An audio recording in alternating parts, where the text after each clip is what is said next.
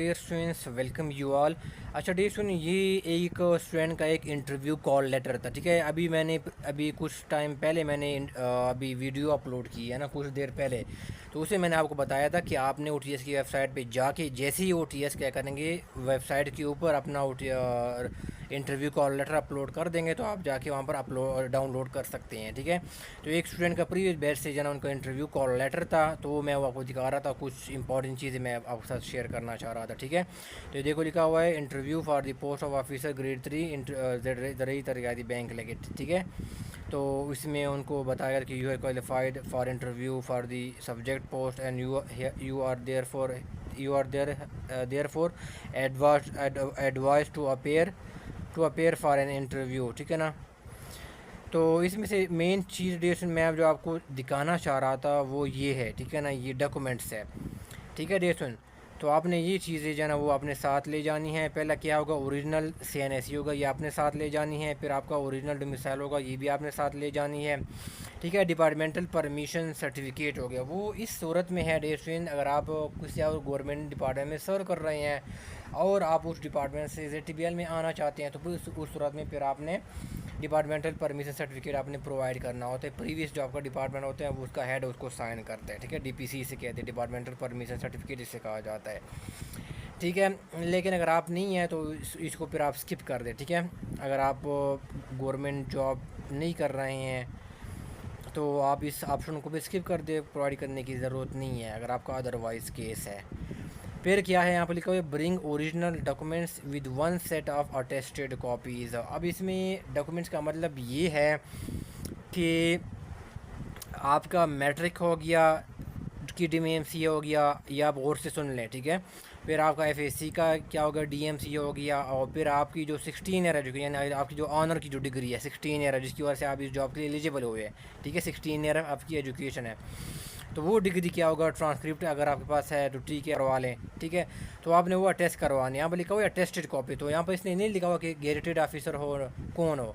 ठीक है, तो यहाँ पर इसका मतलब ये है कि आप जो है 16 स्केल का कोई भी का अगर कोई बंदा है तो आप उसे भी अटेस्ट करवा सकते हैं, लेकिन 16 स्केल का कौन सा बंदा है जो कि गेजेटेड हो। ठीक है, जैसे मैं भी की एजुकेशन डिपार्टमेंट में मैं एज ए स्कूल लीडर के तौर पर काम कर रहा हूँ। ठीक है, जैसे पंजाब में असिस्टेंट एजुकेशन ऑफिसर्स होते हैं। ठीक है, पंजाब में तो सेम आइडिया की वालों ने इसको कॉपी किया हुआ है और उसको स्कूल लीडर का नाम दिया है। ठीक है, और मेरी एक जो अब स्केल है वो 16 स्केल है और मैं गेजेटेड हूँ।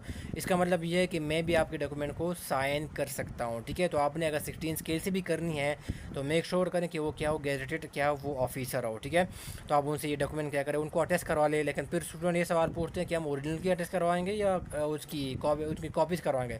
तो डियर स्टूडेंट हमेशा याद रखो कि ये जो भी आपकी जो डॉक्यूमेंट अटेस्ट होते हैं ना, जो सेवन गेजेटेड ऑफिसर होते हैं या कोई और होते हैं, तो वो बेसिकली क्या होता है, वो उनकी कॉपीज़ जो आपके डॉक्यूमेंट की कॉपीज़ होती हैं वो अटेस्ट होती है। ठीक है, ये आप माइंड में रखो। अगर आप मैनेजमेंट साइंसेज और कॉमर्स की स्टूडेंट हैं और आप इन जॉब्स के लिए आपने कहीं पे अप्लाई किया हो, अकाउंट ऑफिसर, सीनियर ऑडिटर,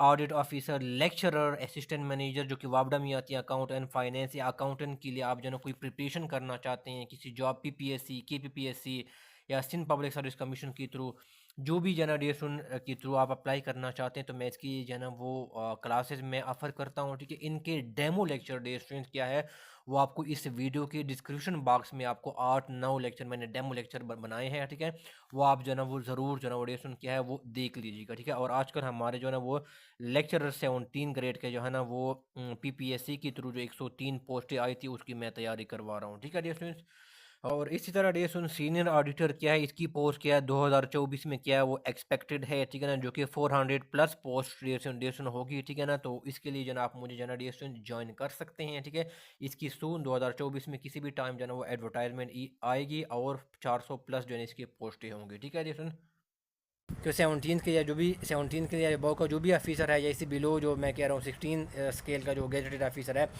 तो उनसे अगर आपने डॉक्यूमेंट अटेस्ट करवानी है तो उनकी आपने कॉपी अटेस्ट करवानी है। यानी आप ओरिजिनल की कॉपी पहले निकालें, फिर कॉपीज़ और उनके पास ले जाएँ किसी भी गवर्नमेंट डिपार्टमेंट में। ठीक है, ओरिजिनल साथ लेके, ओरिजिनल के बगैर वो अटेस्टेशन नहीं करते, वो साथ लेके तो आप उनको बताएं कि मेरी ये कॉपीज़ क्या करें अटेस्ट करवाने, मैंने गवर्नमेंट जॉब के लिए मेरी इंटरव्यू है तो इसके लिए वो रिक्वायर्ड है। ठीक है, तो आपको वो अटेस्ट करवा देंगे। ठीक है डियर स्टूडेंट, तो ये हो गया और फिर डियर स्टूडेंट फिर ये हो गया कि अच्छा दी last degree DMC must be verified bye HEC, ठीक है। तो यहाँ पर HEC की वेरिफिकेशन वो मांग रहे हैं, ठीक है, HEC से वेरिफिकेशन।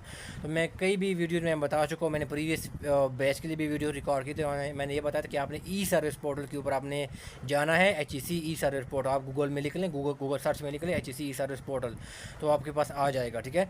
तो वहाँ पर जाके फिर आपने HEC वे जो है ना वो वेरिफिकेशन के लिए आपने अप्लाई करना होता है अपनी डिग्री की या DMC के, ठीक है।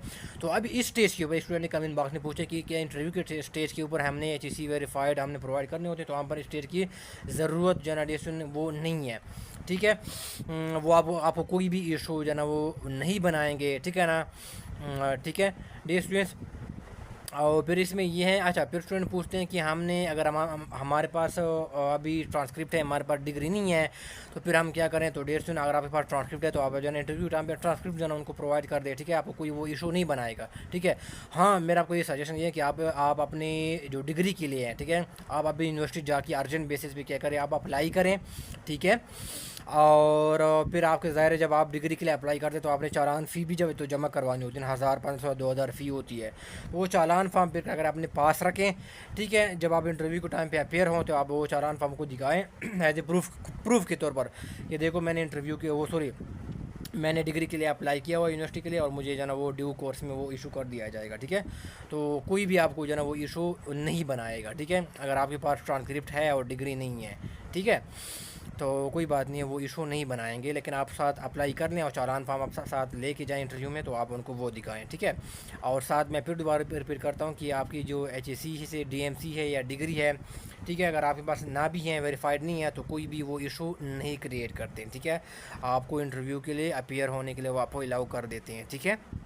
ये जो कुछ स्टूडेंट ये पूछ रहे हैं कि HEC से वेरीफाइड जो है ना ये चीज़ है, तो डी में मैंने जो बातें बताई है ना, तो ये एक मैंने स्टूडेंट था 2023 का रिकमेंडेड स्टूडेंट था, मैंने उनसे ही बेसिकली पूछा है ना, ठीक है। तो उन्होंने मुझे यही बताया कि उन्होंने मुझे के लिए मेरे लिए कोई भी इशू जो है ना वो नहीं बनाया, ठीक है। और मेरे बाकी जो स्टूडेंट से बात हुई थी तो वहाँ पर किसी ने भी मुझे रिपोर्ट नहीं किया कि मेरा जो ना वो इशू जो ना वो उन्होंने इशू बना दिए, ठीक है।